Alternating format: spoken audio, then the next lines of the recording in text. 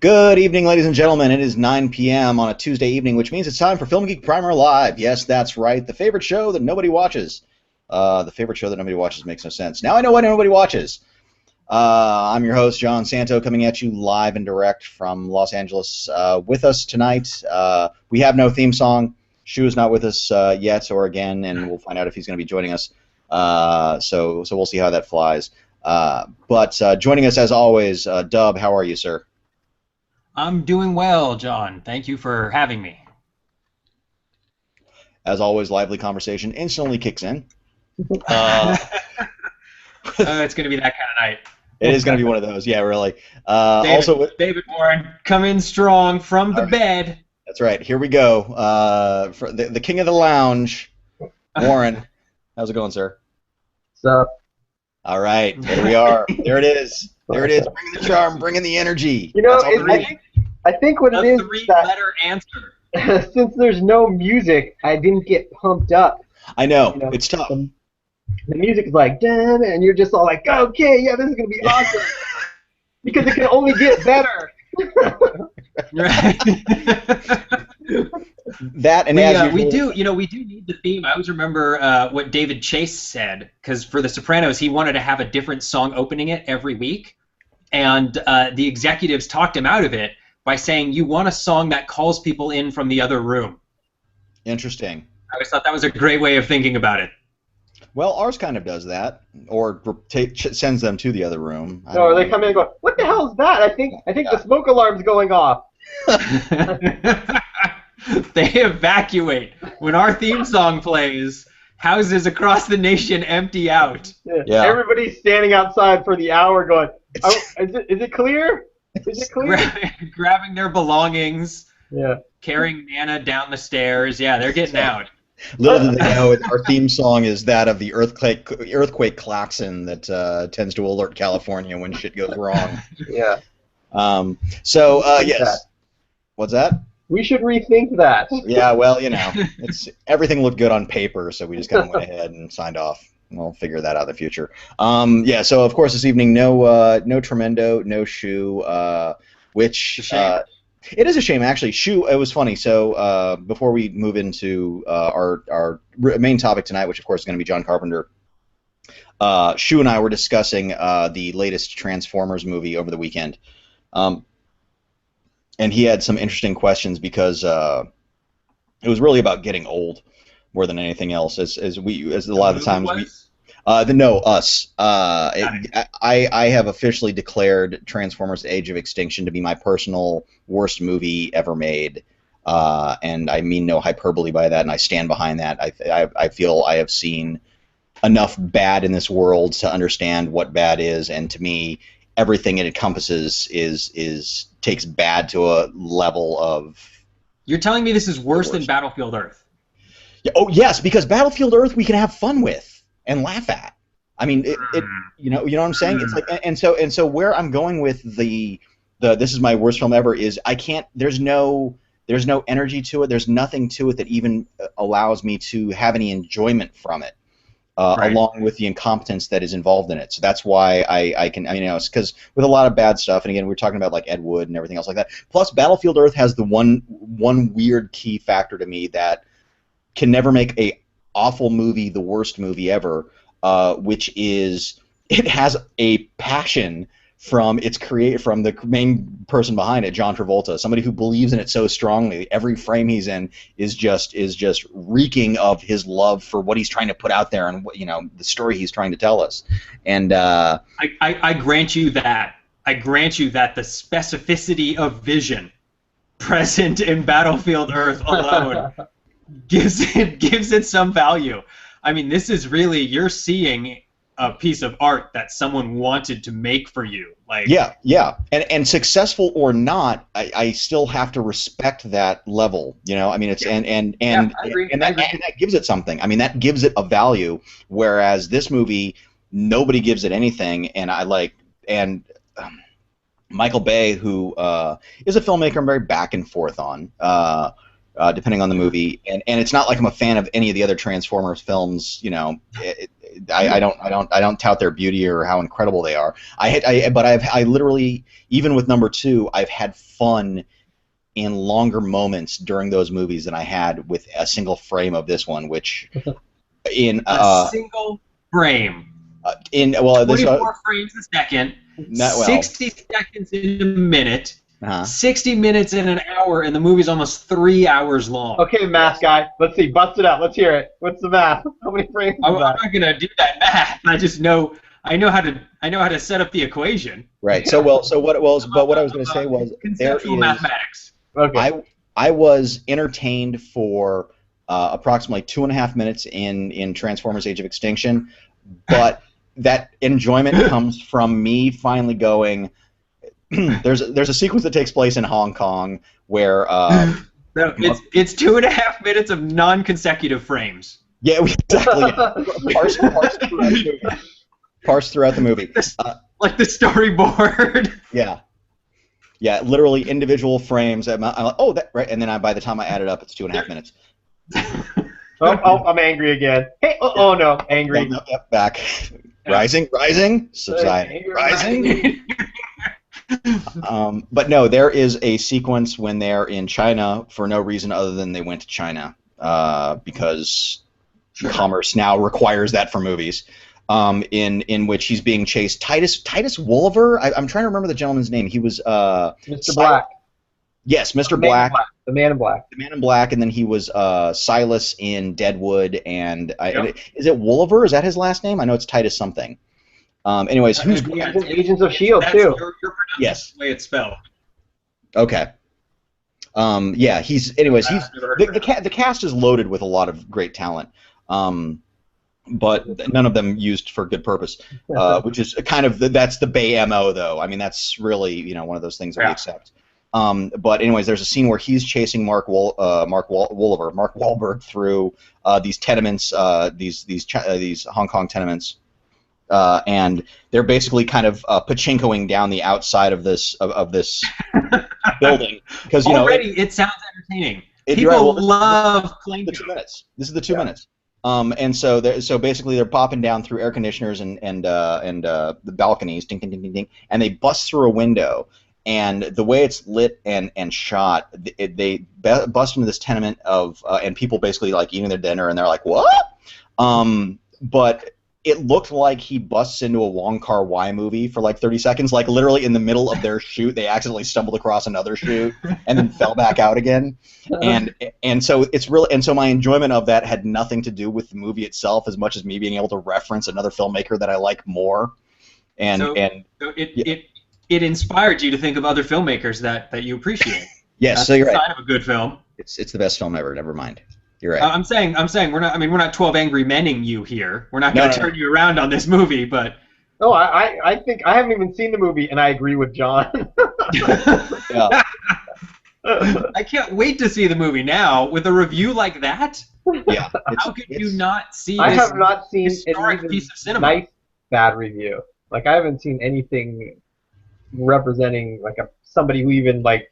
Well, he was trying to do this. Like sometimes you give them the benefit of the doubt. Like I haven't seen even a review. Oh, I don't think Michael Bay didn't show up for this movie. He's not trying in this one, which I found really fascinating. But my favorite thing, if you read the reviews and almost to a one, there's a fatalistic tone about them because they know their reviews will mean nothing for this. Will do nothing to stop people from seeing this movie. It won't encourage anyone. It won't discourage anyone. Not a word you can write on Transformers 4 will really sway the performance of Transformers 4. Yeah, and it's a very bizarre. That's one of those really. It's a strange anomaly. And Shu was mentioning that Transformers for some reason seems to be the only type of movie the only franchise not related to a comic book or something that has legitimate material attached to it in a weird way. Right. That is guaranteed to the hollowest work of art.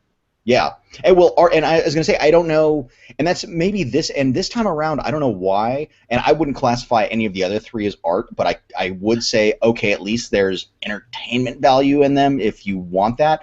But in this one there's not even it's the most callow, crass movie that I feel like I've ever seen. It's so bad. Okay. Well, they're How bad is it? they're so bad. All right, you tell your bad story, and then I want to loop in Warren on a discussion point because okay, great, good. Yeah, no, good. Okay, so at times it reminded me of you ever go to like Universal Studios or a theme park that has like live shows, right? Like you go to a Wild West shootout or something like that. It's always the 18 show as far as I'm concerned. Okay, fair enough. And what happens is like somebody like bullet holes all of a sudden appear, and then the guy shoots his gun, right? The special effect that goes mistimed. Right. Even though they spent $200+ million on this movie, and it's all CG, and this stuff is CGI, it's still mistimed. Like, and there's even in one of the ads you even notice one of them, which is Optimus Prime like throws one of the Dinobots. And before the Dinobot even hits the ground, like a giant water burst shoots up behind him, then he hits the ground, and so there are scenes in this movie where explosions go off, and in my head I'm like, there's supposed to be an Autobot standing right there, I bet, and they just never put him in. It's intentional. There's a shot where intentional. There's a shot where a Lamborghini. I don't think it's intentional. I just think they saw a draft of it and went, good.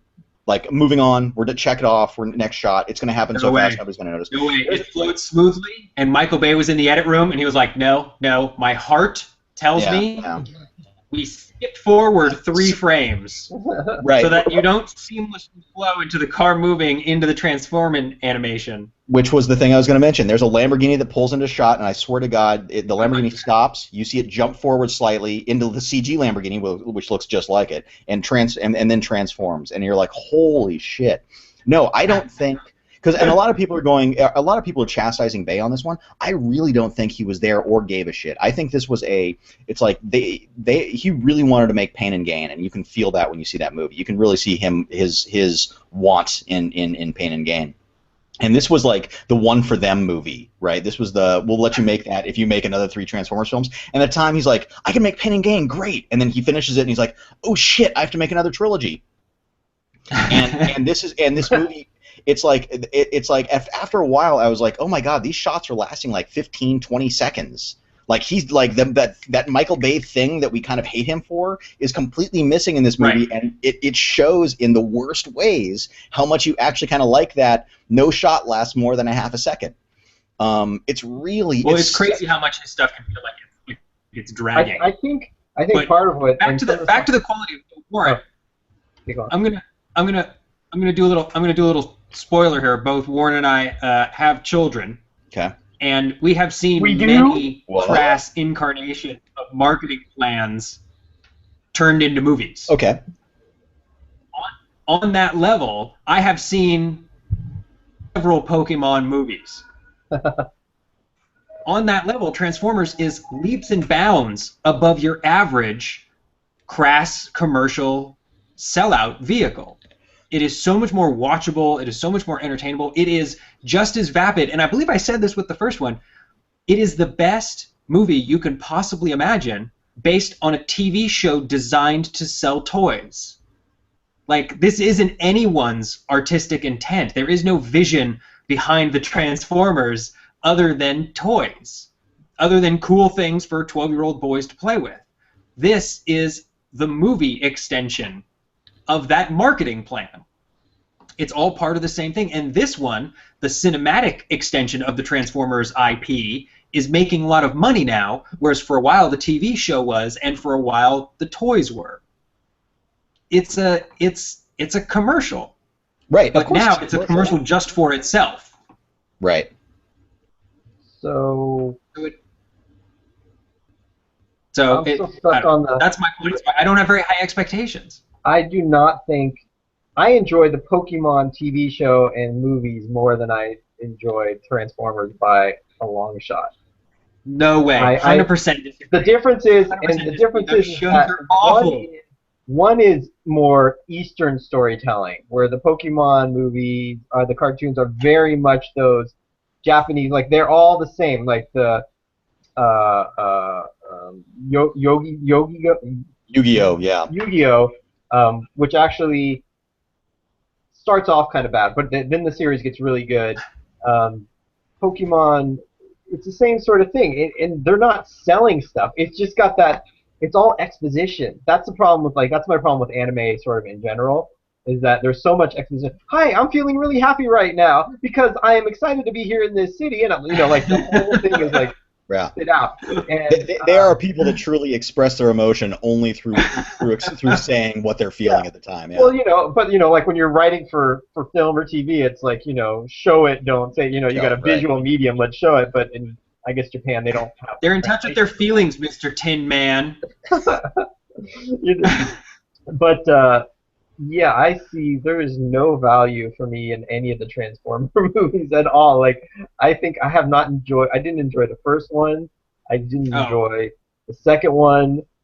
I never even bothered to see the third one. The only reason I was thinking about seeing this fourth one is because I'm going to see Dub in a couple weeks, and I thought it might be fun to go see this with him. Right. We will. And like, if it is playing.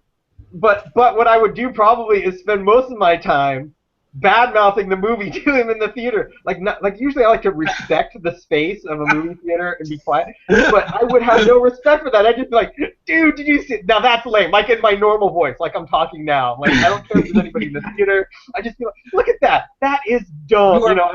That's how it would be. You are mentally preparing to break the social contract of the movie theater. This is premeditated actions. Respect me by putting a good movie up there. Well, why should I respect them? It becomes more of like a comedy. I hope to entertain the people in the audience more. I'm here to help you people. I'll tell you what. Honestly, this is the one time where they easily could have put a little short in front of the film saying, "Don't worry about silencing your phones. Feel free about texting." And everybody would said, "Yeah." If you brought your laptop, do some work. Yeah. You bring really. If you brought some work with you. Xbox One in the lower right-hand corner. You guys can play if you want. Yeah. Engage, picture in picture. And I saw this movie at I will call it a regular movie theater. I tend to see things at the ArcLight or at places where I wouldn't say it's like a more cultured audience, but it's an audience that kind of has an odd respect for what it is there, and they're there to see something. You know what I mean? Whereas most of the time in an ArcLight, nobody's paying that price to just hang out on a Friday night and chat with their friends while the movie's playing. I saw this at a movie theater where all the kids and everybody was there to, they were shouting at each other during the trailers. They were doing their whole shtick and cracking jokes before the movie started. Right. And when that started, usually in my gut, I'm like, oh god, I hope they fucking shut up. This time I was like, fine, do what you need to do because we're in this together, guys. Whatever you got to do to get through it, I get it. We're not going to let this film defeat us. And it really was like I got up to go to the bathroom twice, so maybe that's where I missed key components of this movie. No, I doubt it. No, I doubt it. Yeah, there's nothing. I mean, I came back. So seeing that movie, Warren. Who's that guy? Who's that robot talking to that other robot? Yeah. Well, and here's the best part. So they've also in this movie to prepare you for it, it has the John Goodman robot, which I didn't know about, who of course just has decided to be John Goodman. With his weird clanky beard that looks like it's made out of Coke cans or some shit. No, like transistors and stuff. This is what happens when you try to fuck a robot in the ass. Yeah. Oh, God, I wish it gave it that much character. I bet there's an outtake. And then I Ken. bet someone's cut it together already. It's highly possible. Ken Watanabe plays, for some reason, the samurai robot. I don't know what that's about. Is it racist? Does it feel racist? Well, like this one, I don't know. Like he's got the samurai helmet and the armor.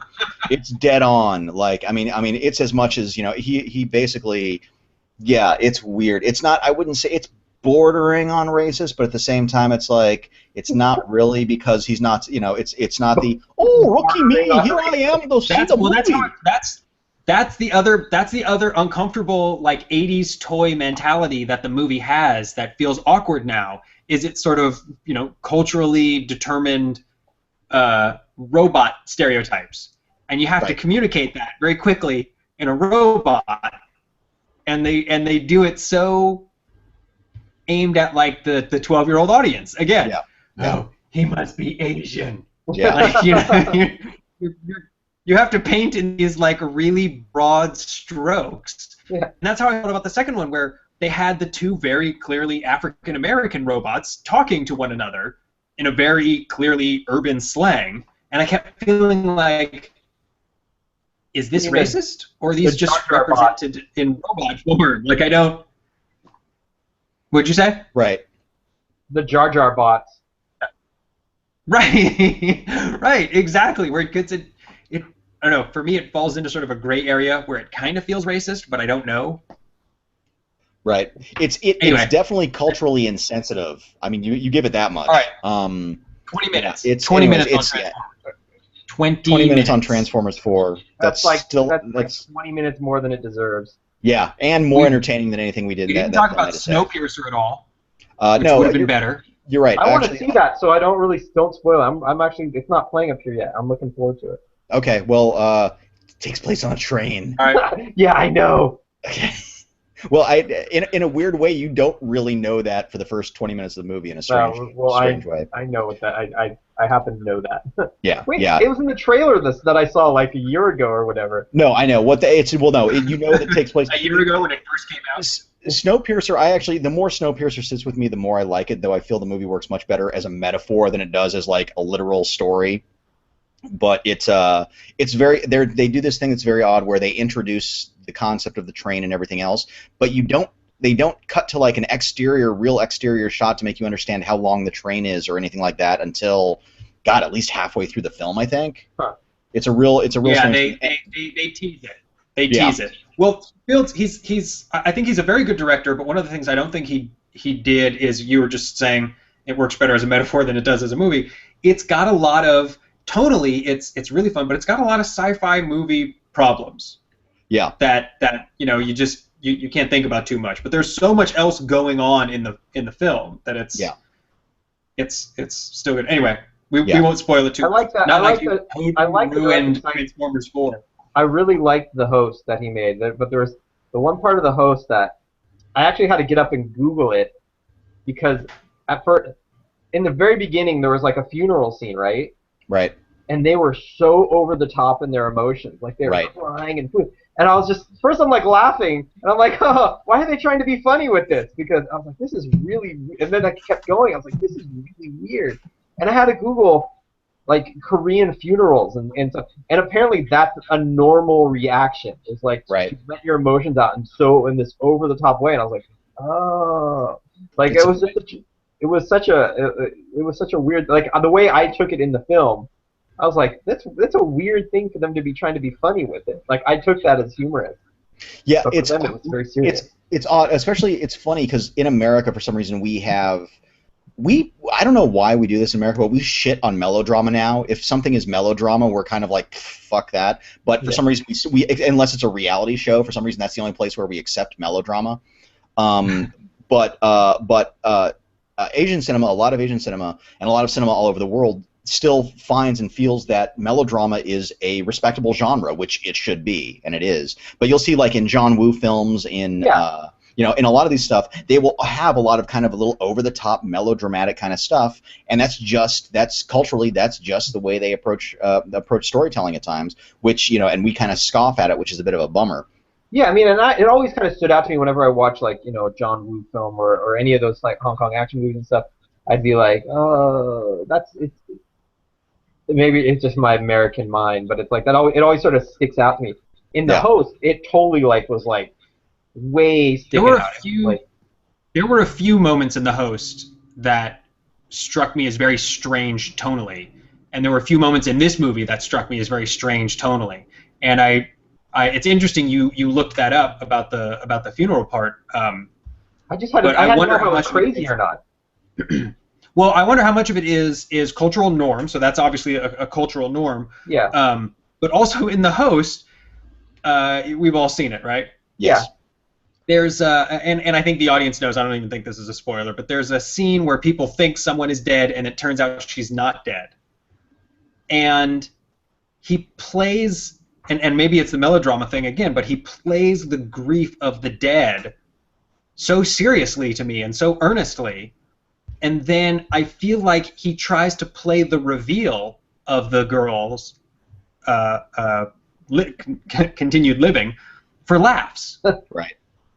Like there's this real juxtaposition of, oh, look how silly they were, crying their eyes out over their dead, daughter. Like it was so strange that he would turn around and play it for laughs, and it reminded me of moments in Snowpiercer, which I weren't sure if he were trying to be funny, if you were just trying to make me think, if you were trying it tonally kept throwing you off, Right. And while continuously throwing you off tonally,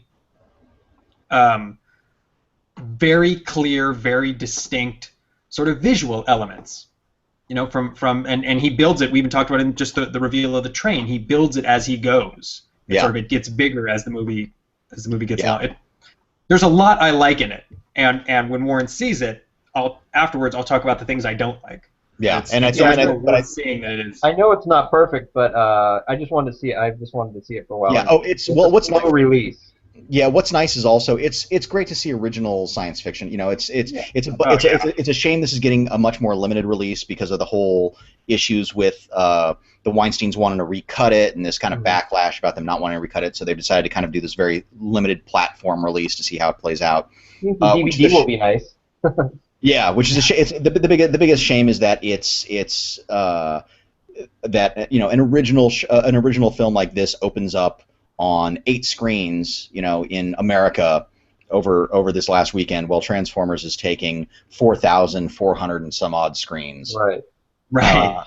And it's things like that that's just kind of like and per screen average they were both equal, I believe. But yeah, it's like just with a little push, and Chris Evans is fantastic in it. I mean, they easily could have said, here's Captain America in a new movie, and there were a lot of ways to make this movie bigger. Yeah. So we'll see. Again, who knows? If it is, since it's doing as well as it did this past weekend, hopefully it'll expand over time, and maybe it'll have the legs to kind of break out and be something that. It got our word of mouth. Hey Santa, how many viewers right now? All 0 of them are going to go see it right this minute. I'm sure they've already bought their tickets. Yeah, no, I looked where it was playing, and it's actually not playing anywhere. It's like playing Petaluma, I think, is the closest I can go in the studio. Yeah, it's awkwardly enough, it's playing at one small art house down the street, and then in Koreatown. Those are the 2 screens in Los Angeles where it's playing. In Koreatown, it's like the big marquee. It's like, yes. Yeah, huge, giant. That's where they had the premiere. It was just a massive event. But yeah, having seen the host and this, I will be watching this guy. I would love to see this guy work in America. I think he worked very well with those American actors. Yeah, I tell you what, of all the Korean directors who have come over and made films so far, this is the most successful of the 3. So one was The Last Stand with Arnold Schwarzenegger, which was made by somebody I can't remember. Then Park Chan-wook made Stoker, which is a very interesting movie, but definitely not a commercial film. And this is very much easily the most successful translation, and being able to translate something to an English film to an American audience from a Korean director so far. So it's well worth seeing on the big screen. It's got some fantastic performances in it, some really fantastic ideas. So yeah, we definitely. But I'll tell you what. Give W, haven't seen it. Give Memories of Murder a shot. Oh, yes, I was reading about that one. It sounded awesome. Yeah, it's fantastic, and it's a much more slower paced movie. It's much more methodical in what it's trying to do, but it is fantastic. And I don't know how many people did he do. He made Mother as well, right? I think he made Mother. Or was that? Yeah, because Park Chan-wook. You're probably thinking of the Ronnie James Dio song. Maybe, because Park Chan-wook made Thirst, and then Bong Joon-ho made Mother. Yeah, he did Mother. Okay, Mother, which is fantastic.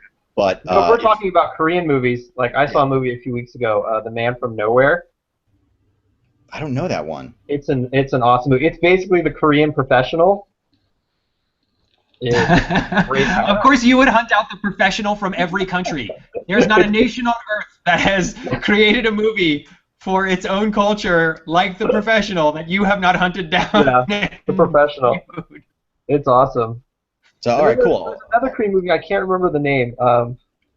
It was about guards on the border between North Korea and South Korea. Oh, sure. PTL, PLT. Yes. It's another one of the early Park Chan-wook movies.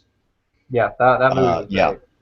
Yeah, it's cerebral, but it was a good kind of cerebral thriller. It was good. Yeah, it's God, why can't I think it's whatever the border is called between North and South Korea, and it's about the guards. It's like demilitarized zone, so like DMZ. Yeah, it's one of those kind of things. DMZ.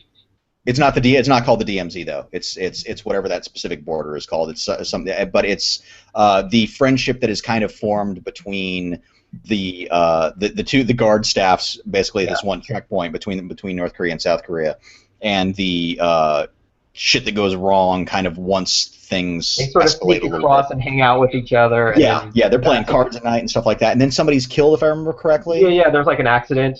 Yeah. They get drunk or something, and yeah, something goes horribly wrong, and then things go horribly wrong. It gets intense. Like, some of those scenes are super intense. It was great. Yeah, it's Park Chan-wook, for my money, still just a really fantastic filmmaker. All right, let's move past what's in theaters, what's decent, what's horrible, and move into what's decent, what's horrible with John Carpenter. Not to be confused with John Carter. Nobody's ever going to do that.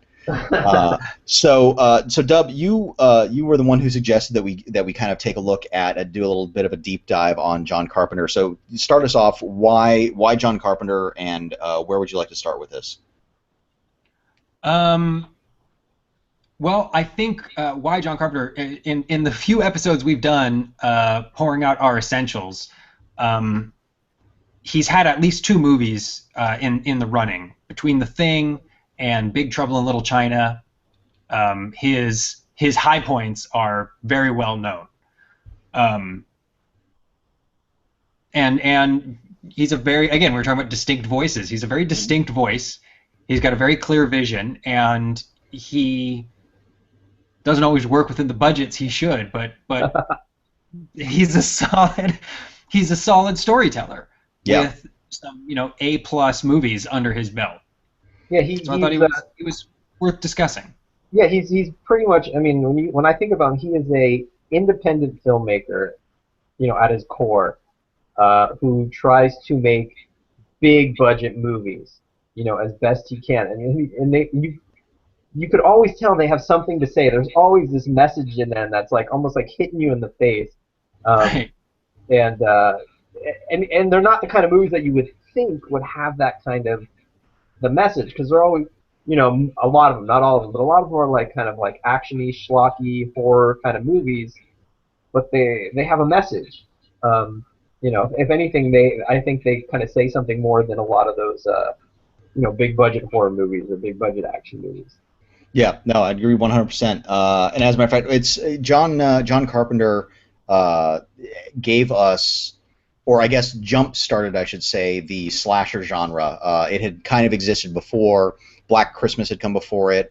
I'm trying to think of what the Mario Bava film was that pretty much is Friday the 13th. That came a couple years before it as well.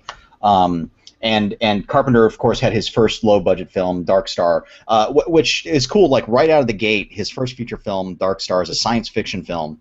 It's a comedy. Comedy, yeah, and here's a man trying to figure out him and Dan O'Bannon, who created it together. There was always the late Dan O'Bannon, who also wrote Alien and Total Recall, as a couple of his other titles. There was a lot of friction that was caused by Dark Star between the two of them, because Dan O'Bannon claims that Carpenter is taking way too much credit for its creation versus what O'Bannon did. Because on a crew, I think of literally 8 people made this movie, and it's an in-space science fiction film with a creature on board and a talking bomb that wants to explode, and it's a very bizarre little movie. But it's incredibly ambitious, which is something Carpenter has always been in an odd way. I mean, considering the amount of the budgets that he tends to have to work with. Yeah. Well, but I think right after so after, let's start working through this chronologically. After Dark Star, he did a real. I feel like his motto is always in all his movies, "I'm gonna show those fuckers." Right. Like there's always a chip on his shoulder in his movies, and that's what saying that he's always got something to say. He's always hitting you over the head with it. Assault on Precinct 13 is a really sort of, again, it feels very low budget. He may not have had the money he wanted. It feels low budget. It's like low budget all over you. Yeah. It's maybe the cheapest movie I've ever seen made. It is. It's made for $27. But it is raw, and it is intense, and it is showing you things that you may not want to see, man, and it is gritty and I'm going to use the word raw to bookend my adjectives. Yeah. And I think it really feels like the work of an artist. Very early on. It has all of these schlocky, cheapo, low budget trappings because he was low budget, and he did have a more of a schlocky sensibility. Those were his tools he had to work with. Right. Also, what Assault on Precinct 13 introduces is his love of the Western. I think there are kind of hints of it in Dark Star, but Assault on Precinct 13 is basically kind of his remake of Rio Bravo or El Dorado, or He's a big Howard Hawks fan. Yeah, huge Howard Hawks fan. And I think tonally that shows up in a lot of his work. Because much like we're talking about Snowpiercer, I think tonally is really odd. His movies are very tonally difficult to pin down, which was a high point of Howard Hawks. It was just entertainment. Yeah, I think a lot of his movies very much fit into the Western mold, then placed into a different type of scenario. I mean, and even later on, like Big Trouble in Little China, the original script for that was actually set in the West. So it's, and then was adapted to take place in modern day and stuff like that. So, and it's interesting because he's never made a Western. He's never made a Western. And here's a man who's probably say he's circling the drain. I get, yeah. But he's never. I've never read this anywhere, so this is my own brand new analysis of John Carpenter. But I also think there's a lot of Twilight Zone in what he's doing. There's a lot of Rod Serling. He's telling these fantastical stories. They always have a message. He's kind of hitting you over the head with it, and he's not afraid to sort of go schlocky and cheap to tell a more exciting story. Right, and his twist is never much of. I mean, and again, Twilight Zones are always about they relate Twilight Zone a lot with M. Night Shyamalan because it's always about the twist. His twists are never twists per se, but he always has that one the one last shot of his films. He always kind of goes for that weird that one final kind of broken nose punch shot for the very end of the movie. Right. And it's never about. And what's interesting is, other than Halloween, okay, fine, sorry, I have to say Escape from L.A., which seems such a. I don't like that movie at all, so I don't try to count it as a sequel. I didn't even bother to see because I figured it would make Escape from L.A. is a missed trouble later in his career. Yeah, well, and that's the thing is that he's not a person who developed or really created franchises per se, or he was never into developing sequels and sequelitis. I mean, he's But so in that stretch, once he hit Halloween and he sort of changed the landscape of horror of scary movies. Essentially, he changed the way America gets scared by going cheap and going raw. And I'm sure the roots of this were everywhere before he synthesized it. But his was the movie that don't forget. Yeah, I was gonna say, don't forget though. Texas Chainsaw Massacre came out before it, and it was even more raw and even more disturbing. Did it make more money? That's a great question. I couldn't. You're gonna have to look that one up. Yeah, I don't think it did. What Texas Chainsaw Massacre kind of didn't do yet at the same time. Actually, Texas Chainsaw Massacre also has that. What Texas Chainsaw Massacre isn't is the unstoppable serial killer, even though it has Leatherface in it. Leatherface in the original Texas Chainsaw Massacre serves a much more different serves a different purpose than Michael Myers does. Because from Michael Myers you start getting the Freddy Kruegers and you start getting the Jason Voorhees and those kind of things. And everybody. Yeah, because even those films didn't start off that way. Jason, like the original Friday the 13th, is much different than what the sequels would become, and the sequels would start following much more of a Halloween style mode. And and of course the setting up the creation of the rules of which Carpenter says was not intentional, of the only slaughtering the oversexed teenagers. That whole concept, the whole concept of innocence being spared versus the dirty slutdom of American teenagers would be the ones that are the ones that take it in the face with a machete. I'm sorry, I'm gonna have to do a little slut tangent real quick, because something that has always bothered me about that construct relative to, let's call it, cinematic popularity, is that girls don't like those movies, and there's that concept of punishing sexuality that they complain about in those films in general. I find, and again, I'm being very broad here. But a very popular film like Grease which everyone loves and wants to show their little girls, has a message in it that's horrific.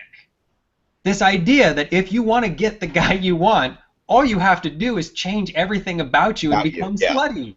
Yeah. And you'll fly off on the car with him. Duff, just shut up. It's the most positive movie you can possibly imagine. Right. Anyway. Yeah, no. Grease is a bizarre movie. We'll have you talk about that. You'll spend an entire hour talking about Grease sometime. I don't want to talk about Grease for now. Yeah, I know you want to talk about Grease. I just want to say slut tangent one more time. Slut tangent. All right. You know, I wanted to say though that because we've saying he's like low budge and he's like schlocky and stuff like that, and I think that he easily, I mean, we all know how Hollywood works. He easily could have gotten the money he wanted if he had probably sacrificed some control of his films. And Completely. This is a guy that he clearly didn't want to sacrifice any control of his films. He was like, you know what? I'm going to make all the movies I want to make. I'm going to make them the way I want to make them. And if I have to scrounge up the money, I'll scrounge up the money. But I mean, he was offered tons of money and he just didn't take it. Yeah. He's going to show these fuckers. I'm telling you, that's got to be what he tells himself every morning. All right, let's go show these fuckers. Well, I mean, what I know is that as we know, The Thing is now considered a classic, and it is a classic, and it's a brilliantly made movie, but it tanked, and it cost a lot of money. Yeah, well, no, he got the money. So when you go through, and I want to go back to the Rod Serling thing real quick. When you go through, so Halloween, The Fog, Escape from New York, he did Someone's Been Watching Me. He does these little scary stories. They always have a message. They're always very clearly telling you something. Stay in school. He does Escape from New York, which makes a decent amount of money, and he becomes a Hollywood director for The Thing, Christine, and Starman, and he doesn't pay off. Right. None of those movies hit the way they want him to hit. They want him to be a Spielberg, but he's not. Right. Well, and Big Trouble in Little China was his last major studio movie as well, and that's the Big Trouble in Little China was the movie where he said, fuck the system, I've got to do this thing on my own. And that's where he goes back out again because of the studio interference and everything else. That's what he makes. Yeah. Yeah. When he has his breakdown and says, this is it, I'm going off on my own and I'm doing my own thing, fuck these, going to show these fuckers, and he makes Big Trouble in Little China. Well, no. He made that story he's aching to tell. He made that for the studios. That was made through the studios. Oh. And that's the movie that he ran into because the story he was trying to tell and the story they wanted him to tell were at such opposite ends, and the struggle to get it made was such a pain in the ass to get out there what he wanted to get out there, and then of course it bombs completely. Was where he said, forget it. Though looking over his resume here, I would say that in Memoirs of an Invisible Man, which is the oddest movie in his canon. Seemed much more like I don't know if that was a work for hire. I'm not sure how that kind of came into his possession. He owed Chevy Chase money. Yeah, something. Yeah, he lost a bet somewhere, and it's not a horrible movie. It's just not a great movie, and it's not a John Carpenter movie. It's not. Yeah, it doesn't feel like that much like a John Carpenter movie. And a John Carpenter movie has talk about like an auteur. The one thing we haven't mentioned is that he's done the score for almost every single one of his films. Yes. And even when he doesn't do the score, like in The Thing and Ennio Morricone does it, Morricone basically just gives him a John Carpenter score, which is the strangest thing. It's like Morricone. Yeah, Morricone watched Halloween. He's like, I like what you do there. Here, how about this? Exactly what he sounds like. I do something like it. I do something like it. Watch this. Hey, hold on. Wait, I got to eat my pasta first. It comes with the pizza. Yeah, nothing culturally insensitive about what I just did. No. You, sir, sound like a transformer. Yeah. The best part is, for some reason, and I don't know why, Italians very rarely, unless it's The Sopranos or something making us look like hard cut fucking killers and bullshit like that, we don't, there's never any complaints about doing stupid bad Italian accents. I haven't heard a lot of... We don't shout about that too much because at the end of the day, it's fucking true. We just that's the way we talk. That's every funeral I'm ever. Hey, why do you have to die like that? Oh, boo! The world knows we like the pizza. We like it. Yeah. We're not bothered by that. It is a spicy meatball. Well, yeah. Here comes the grease ball. Here comes the grease ball. Hey, So. why you gotta make fun of me? I bring you pizza. That's right. That's right. So, all right. Enough of that. I forgot that he directed Vampires. yes, yeah, which And, not based off of one of his scripts, if I remember correctly. No, it was a book, and I had read the book, and the book was it's called Vampires Incorporated, and it was a good book, and I was disappointed by the movie. Like I had kind of high hopes. I remember at the time. There's a tail end to this career that we're talking about, and it starts at Memoirs of an Invisible Man. So, They Live is a good one, right? We can all. I like They Live. Okay. We can all agree that's a weird. Okay, see, this is interesting because, as far as I know, you don't like They Live. No, but it's you chastise They Live. I do, but it's a significant movie in its own way. I think it's because of the overt message, it takes what would normally be just a stupid sci-fi movie channel movie. Yeah. And it makes it a statement. It wraps its statement in this schlock. So even though it is schlock, it's still elevated by what he's doing. Sure. The other thing that is, and again, I will come down artistically on the side of it not being a good movie, but the other thing about They Live is that tonally it's really weird. It's another movie where it's sort of hard to get your footing for a while. Is he kidnapping her? Is he crazy? Why is this fight going on so long? I never once asked why is this fight going on.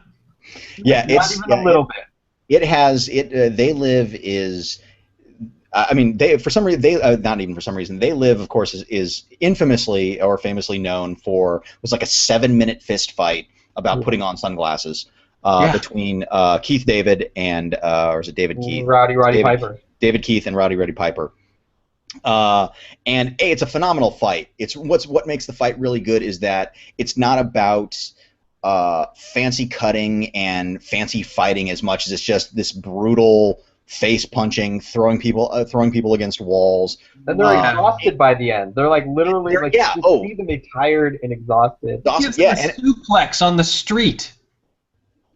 What was that?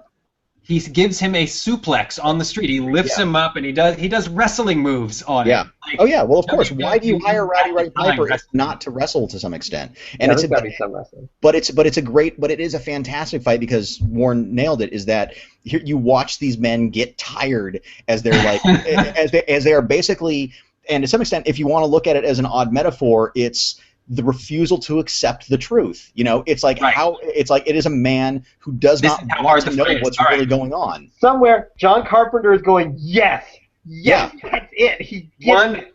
180-degree turnaround on the fight scene, and They Live. Now, the only worthwhile part of that movie is the fight scene. It's loaded. I mean, the aliens are great. There's the signage, all that stuff is fun. The signage is fantastic. Well, I think what's great is that when you've got the weird they destroy the Slumville camp that he's living at along with everybody else because they've traced the signal back.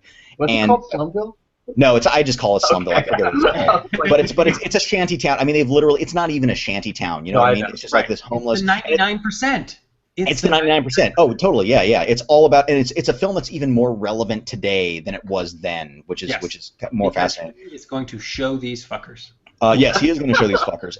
But you have you basically have an 11-minute sequence once he puts the glasses on, wandering around town, still not believing entirely what it is he's seeing, and kind of putting it together and trying to figure out what's going on. And it's this great.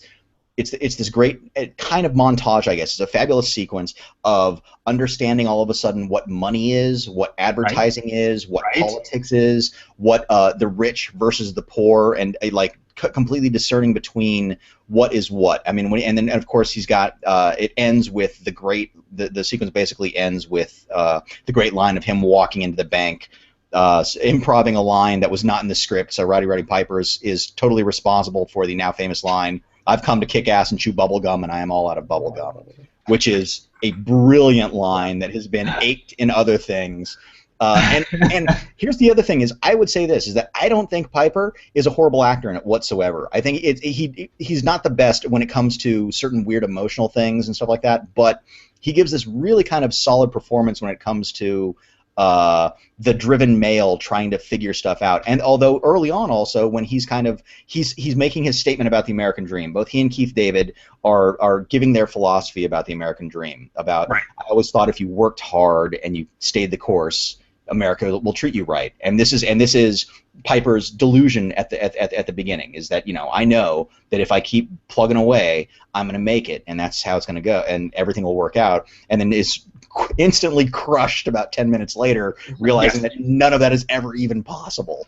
Right. Right. Yeah, I love how the movie just like hits you over the head with everything. Like it doesn't totally, yeah. pull back at all. Okay, It's like, this is what I think. Yeah. I submit that there is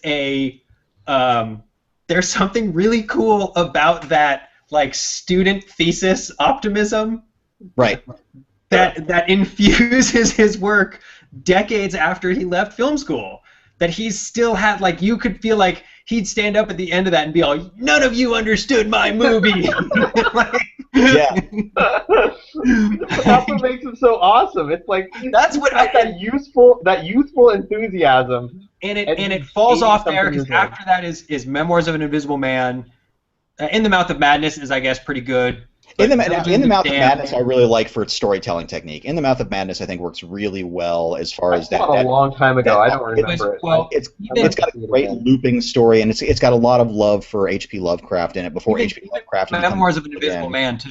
He's a competent director. He's a very competent director. I think he could very easily do what those stuffed suits were asking him to do on movies, and do it well. It just didn't work out because it's fucking show business sometimes. And the later movies, I feel like he's trying more and more to do what the stuffed suits say, and I don't hear the voice. Like Ghosts of Mars was just so hollow.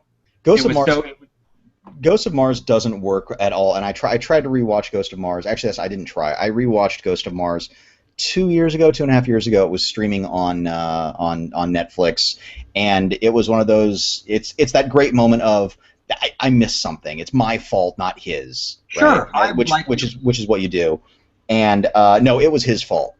It doesn't. The movie doesn't work. And again, though, it is kind of going back to the Assault on Precinct 13 days in an odd way. It's very much that Rio Bravo type of feel of people getting pinned down in this single location and trying to kind of figure out what's going on.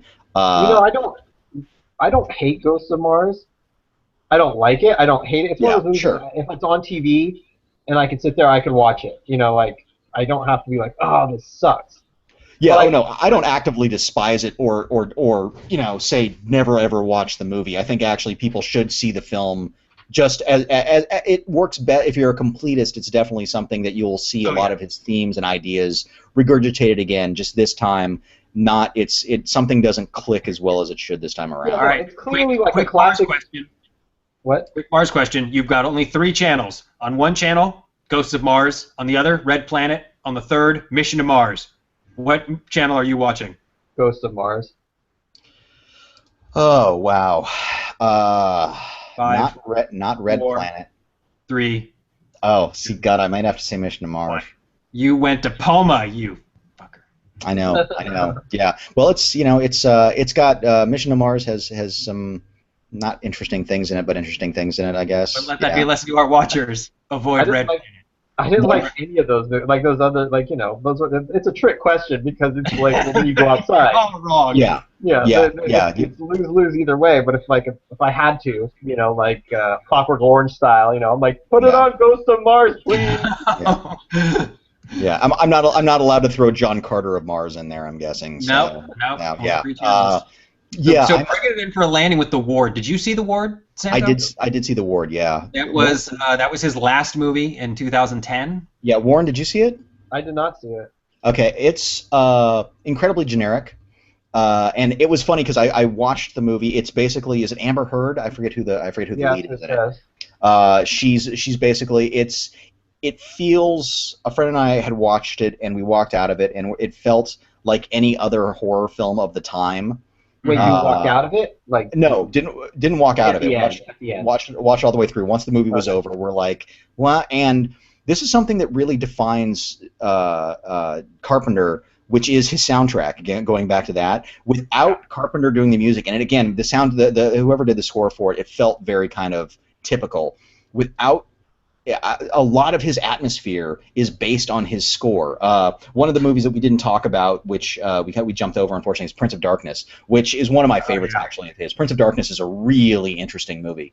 That one's so scary. That's the only one that legitimately scares me. That movie is scary. It's frightening, and he creates these. That's with the hordes of people. They're stuck in a church. Yes, the homeless folks outside. That is actually a pretty scary movie. Yeah, it's got the great line, I've got something to tell you, you're not going to like it. And these transmissions, they're all having these dreams about something coming out, and it's all very staticky looking, and you realize that it's actually a transmission from the future. People are infesting your dream to tell you not to do something. Yeah. And it takes this concept of the devil and turns it into something scientific and real, right? Which is just a great angle of looking at something. I think it's got a really interesting cast, and Simon, I forget which Simon it is. His Simon was like the show after. Yeah, it's not the Gerald McCready Simon. I forget what the actor's name is, but he's got the mustache that is now back in style, so it's almost okay. When I first saw the he looks hipster. Yeah, when I first saw the film, it was like, oh, somebody's trying to disguise they were on television. But it's got Victor Wong is in it, and Donald Pleasance is back, which is really cool. Yeah. And it has these horrific kind of, they're not zombies, but they're possessed in this kind of zombie type of form, and just evil. Watching the atmosphere that is created, the lighting that he's created. I can't remember if Dean Semler shot that for him or not. Not Dean Semler. I forget his regular DP. Is not Dean Semler, but it's got, and again, a lot of his atmosphere is created through these atonal scores that he builds, right? And it's amazing how much just a single note stroke that kind of carries on really kind of unnerves a person. And this is another example, not being Carpenter, is the piano piece in Eyes Wide Shut. It's just those single notes. It's like just something very simple, something that has so much power. And and Carpenter's Halloween theme, as we were looking at his resume earlier, the man is like credited on a show by show basis of how often the Halloween theme is used. And every time you hear those three simple notes that he builds off of, that's. You think he watches TV, hears his theme, picks up the phone, and calls his agent? No, no. How often do you think that happened? 2/3 of the time, I don't think he gives a shit. He does. This late in life, that really matters. Yeah.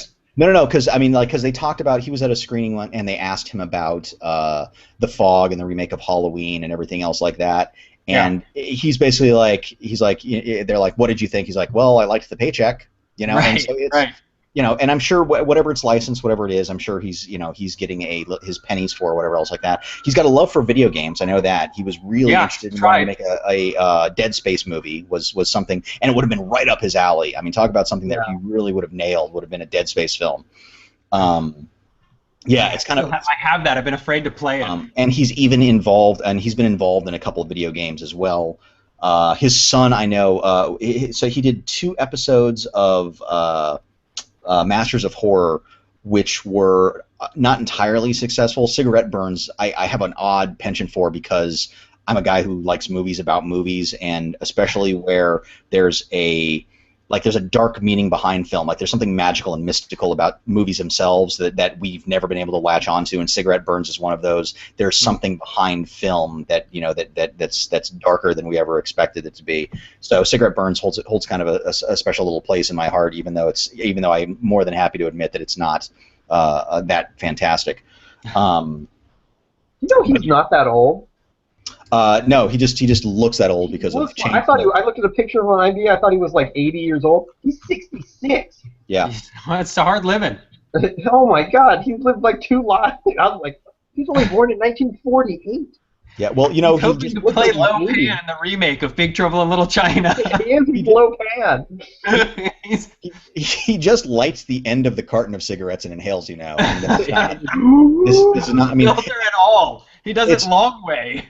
Yeah, it's funny because it's like you'll see pictures of Kubrick having a cigarette and stuff like that, and you're like, oh, but I don't equate smoking with any other filmmaker other than John Carpenter for some reason, because I don't know if I've ever seen a picture of him without a cigarette, or if he's holding something else, I think it's a cigarette. It could be a script, it could be a child, whatever. But it's rolled up. It's still rolled up in between two fingers. Completely, yeah. Oh, yeah. He finishes reading the script, rolls it up, lights it. Smokes it. Yeah, he's now I truly understand it. He's I don't know if you would qualify him as a libertarian in an odd way, but he's definitely a man who's like, look, I know what something might do to me, but I don't give a fuck because I'm living the life that I'm living. So bite me. So you. So let's I'll tell you what. Let's go through kind of really quick and. Let's pick the essentials. I think was going to say exactly, yeah. Essential because we named a lot of movies here, but I'll say they're not all essential. No, so Dub, go ahead and start it off. What movie of his would you qualify as essential? And I'll tell you what. Let's do this too. Let's make it a little trickier. Not since Big Trouble in Little China and The Thing have already come up. Those have been disqualified. Oh. Son of a bitch. Because they have already been accounted as essentials. Exactly. Yeah, we've already talked about them, so we're not going to worry about those. Yeah, I'm gonna go with They Live then. Wait, weren't you just bagging on that a second ago? Of course you are. You know, you want me to pull out my Blu-ray? You want me to show you I've had a version? Go ahead.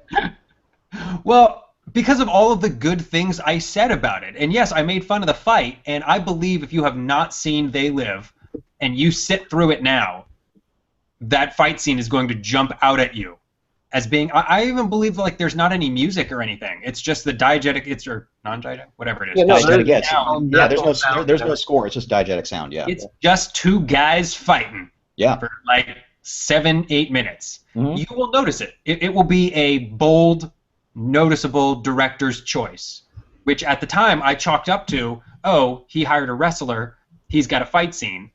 But under the new theoretical construct, Shu would be so proud to hear us talking this way. Yes. The fight is a metaphor for how difficult it is to accept the truth about the control you're under in the world around you through the media. Then I do enjoy the fight scene because it does really capture exactly how difficult that fight is. Right. For all of us. And beautifully reconstructed in a South Park episode. Don't forget that. Yeah. Yeah, that's right. They did a brilliant job of recreating it. Yeah, Cripple Fight was a stunning. Stunning bit. Yes, that's right. That's right. On South Park. But it goes out like a good strong Twilight Zone episode. On some big things happen in the movie. It's a small movie about big ideas. Now let me ask a quick question. This is a weird what if thing. So spoilers on They Live. Our heroes succeed, yet they perish in an attempt to get the word out about that we are actually being controlled, and the aliens are revealed at the end with a "What's wrong, baby?" line. Right. That's right. And so raise your hand if you paused alien titty. Exactly. Yeah. No. They were regular female titties. But yeah. Oh, right.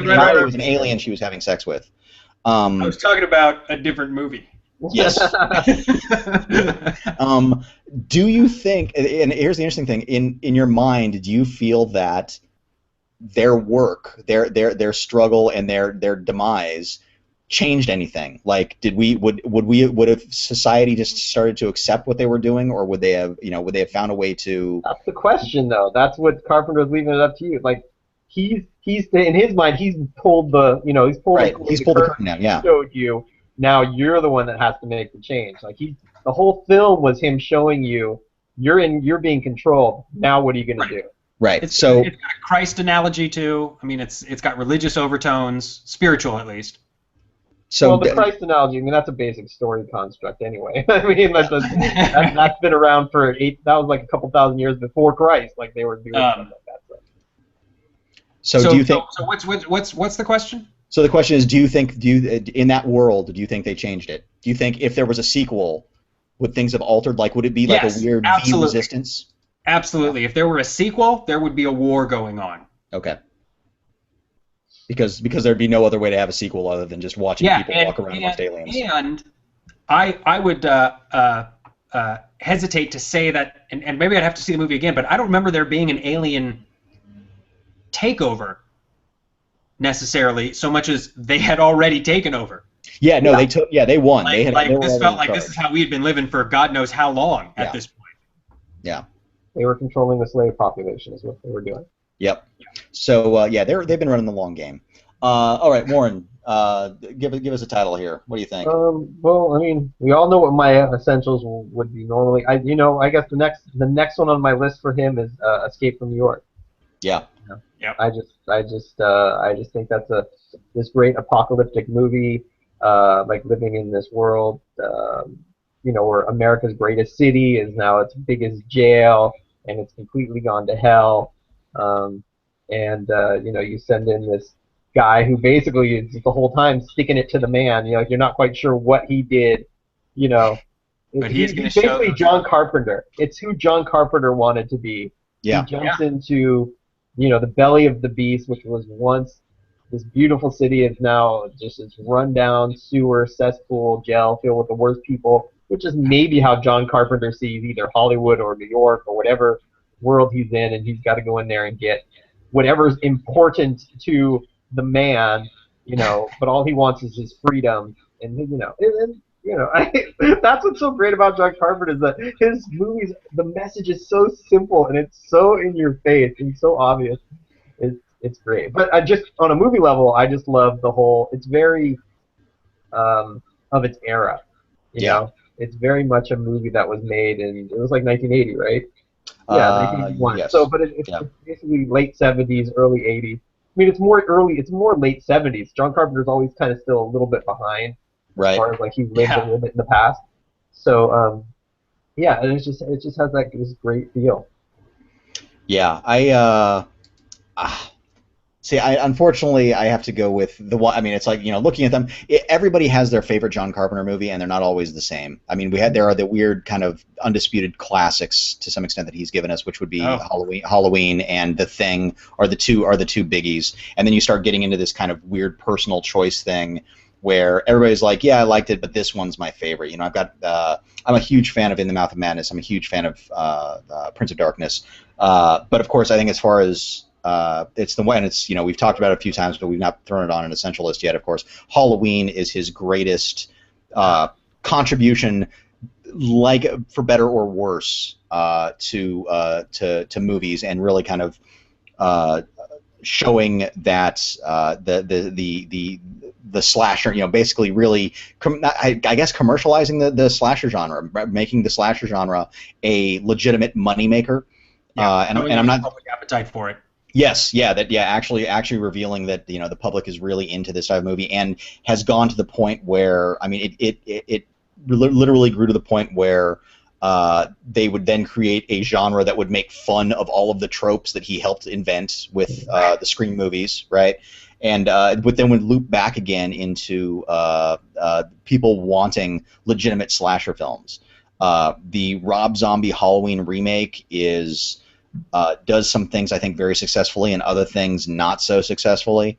I think the concept, what Carpenter did with Halloween was give us a very brief backstory, but really just basically saying he's evil, pure and simple. Michael Myers is evil, and that's all he stands for, and that's what he's doing, right? His actions are much less motivated by a backstory than they are by simply being a politic, or an ethos, I guess. Right. If I had to sum up my ethos, I guess it would be that I believe in unstoppable murder. Blindingly hunting down victims. That's what I stand for. That's what I'm all about. That would really be, there's always evil in the world, that no matter what we do, we can, no matter who we are, no matter what we do, there's always the possibility of evil striking, and it just can't be avoided. It's just a part of, Michael Myers in a weird way is the Anton Chigurh of his era, absolutely. Right? And then in the Rob Zombie version, they decided to try to he decided to kind of try to psychoanalyze and understand who Michael Myers is, which isn't something that people want. We don't want, sometimes we don't need to know where evil came from and what evil's about. We just know there's evil out there, and we're the victim sometimes. One final point I want to get in about, especially about Halloween, because we talked about how Halloween didn't have the kind of, if you have sex, you're going to get murdered message. Like, you're not beaten over the head with that message. One thing John Carpenter does almost as well as, have a message is keep his movies moving. Yes. So he's also a big fan of what my old employer used to refer to as narrative velocity. Mm-hmm. Things keep moving forward, and he is just as big a fan, and I think that's a Howard Hawks thing. He's as big a fan of something that he thinks is going to just be entertaining, and as long as it keeps coming. So Halloween didn't have to have a message. He thought that story in and of itself would be entertaining enough. Yeah. And I don't think Big Trouble in Little China has a message. He thought that story in and of itself would be entertaining enough, and he's absolutely right. There's nothing more that Big Trouble in Little China needs. Well, if Big Trouble in Little China is going to talk about anything, it's about satirizing the hero, the hero mythos, and taking that and kind of putting it on, spinning it on its head is what he's doing with Big Trouble in Little China. It's having a little bit of fun with that, but I think it's mostly using the hero mythos. Oh, I disagree, because it's not about Jack Burton. It's about the sidekick actually being the legit hero. I mean, it is, you know what I'm saying, it's like making the strong-jawed hero that everybody's used to, pretty much just being the buffoon who only gets things done through luck and decent timing. Yeah, sort of into it. They definitely take the piss out of him quite a bit. Yeah. And we have to say also, we have not talked about his relationship with Kurt Russell. No.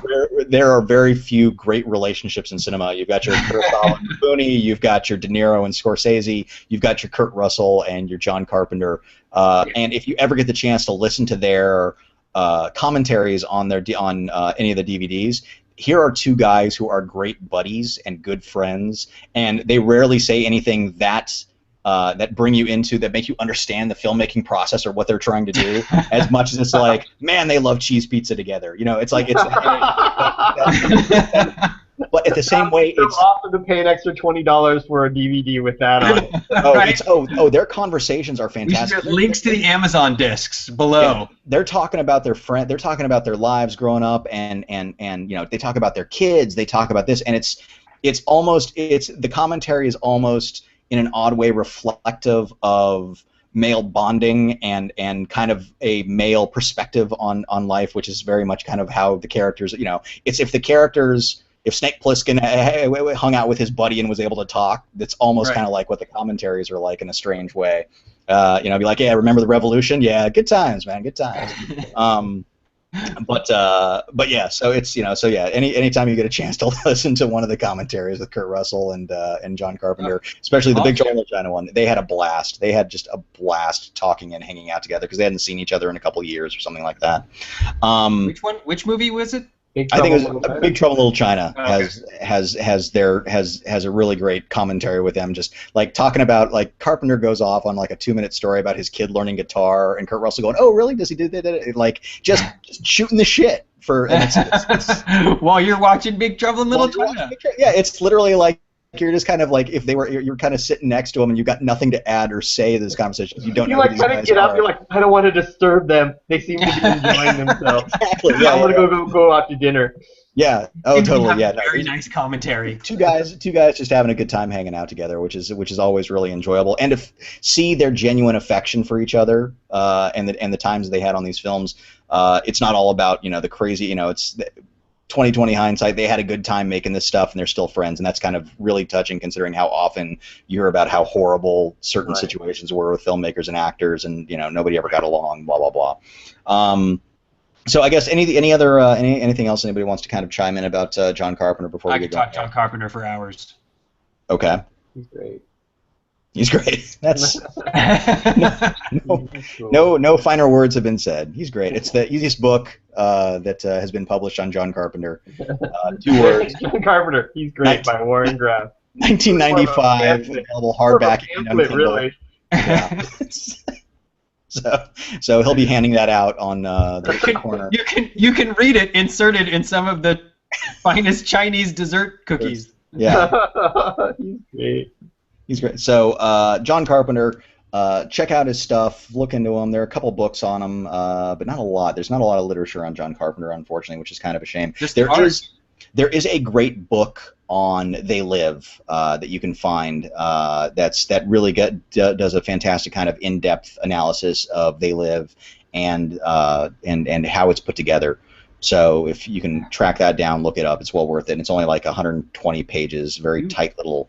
You read a book about They Live? Yes. Oh yeah. Yeah. In the middle of it, there's like a 15-page fight scene. Yeah. Yeah. There's a series that I'll tell you what. Somebody vamp for a second. Let me grab the book really quick. Let me see if I can find it. So anyway, I can't remember the last book about a movie I read. I think it might have been The Devil's Candy way back when. I don't know. It's been too long. I have. Oh wait, Devil's Candy, is that the M. Night Shyamalan? No, that's Devil's Candy. Did you read that book about M. Night Shyamalan, the making of what was the movie about the mermaid? Lady in the Lake or Lady in the Lake. There was a movie about what's it called? Lady something. Lady in the Water. Lady in the Water. There's a book about that, like about and it's really a fascinating book about what a mess that production was, and just like kind of what a crazy person he is. Like he thinks he's just an amazing filmmaker. He thinks he's the shit. Like his last Airbender movie, it's our fault we didn't get it. It's our bad. Which is again, and that's one of those things where it's like unfortunately tripping back to Transformers really quick. You can't say his movies. You can't say they're the worst movies ever because there's such a weird passion, singular voice behind it.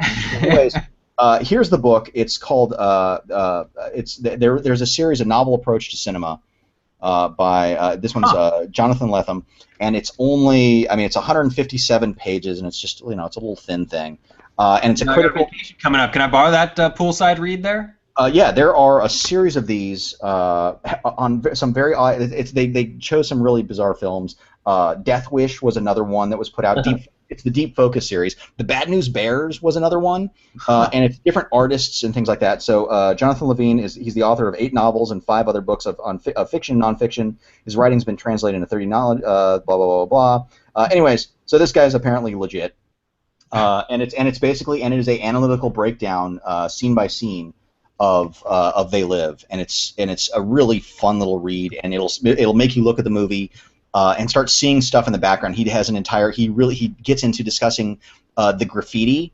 Because again, graffiti is actually a major portion of this because the opening credit itself says They Live, and then you resolve into the film and it's graffiti on a wall. And so it's a lot about the messaging of the film and how information is delivered. Carpenter, much like Howard Hawks, doesn't have what you would call a visual style. He's very formalist, I guess, in his way. Everything, it's a very simple, efficient form of filmmaking that he creates. Because he relies so heavily on the narrative. He has such a narrative velocity to what he's telling. Yep. There's enough happening that he doesn't need to frame artfully and.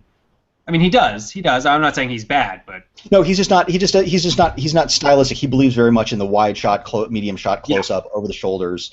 And he'll shot of the suplex in the parking lot. Yeah. I feel like if you bought a game called Narrative Velocity, you'd be disappointed. I'd play it. Aww. Yeah, it moved really slow. I was kind of surprised. Yeah. It's about story, like narrative velocity. Yeah, I got my steering wheel. I'm gonna go. Aww. I'm working on a book by that title. It's 900 pages. I think you missed halfway there. But let me see here. Did this list what the other books are? All this one has listed is Death. All this one has listed Death Wish. Anyways, but yeah, so it's a cool little critical analysis of his books. I know there are a couple biography type books on Carpenter out there as well, but not a ton of lit on his work, which is a shame. Lots of work, of course, lots of discussions of the horror genre, and he's brought up a lot in there and his influence on the genre of the time. But yeah, so pretty much that is our discussion on John Carpenter tonight. Find out what watch a bevy of his films. You'll start discovering themes that are consistent throughout, especially anti-authoritarian type of stuff. But also, what you will discover is that your favorite John Carpenter movie will probably not be other people's favorite John Carpenter movie, because here's a gentleman who touches people individually with his films. So there will always be that. The Starman.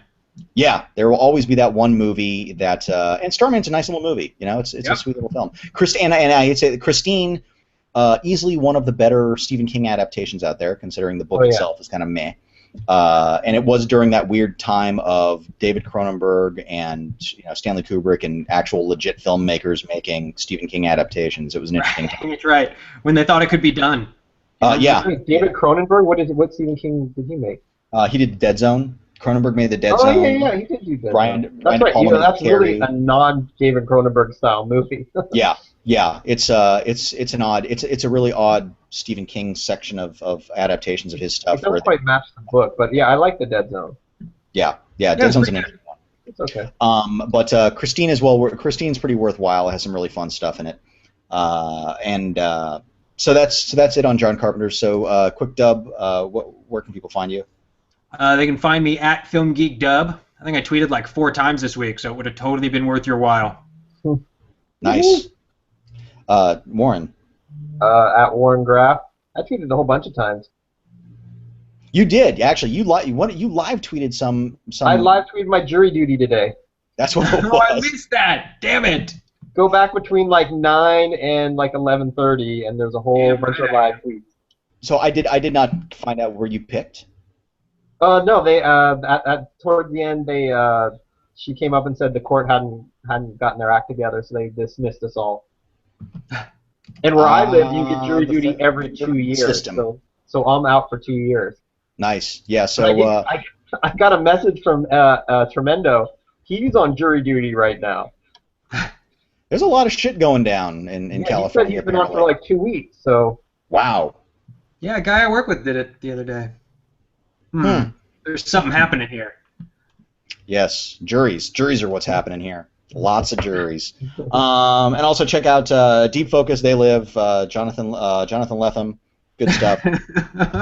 Oh yeah, check out Warren's jury duty live tweets. Sorry. Check out Warren's. Just catching up. Those are nice. Shotgun formation. Anyways, that's it, folks. You can find me at John Santo, and we will be back next week with something that we don't know yet, and it'll be exciting anyways. Take care. Shu, take us out. Aww. Oh. So sad. All right. Adios, folks.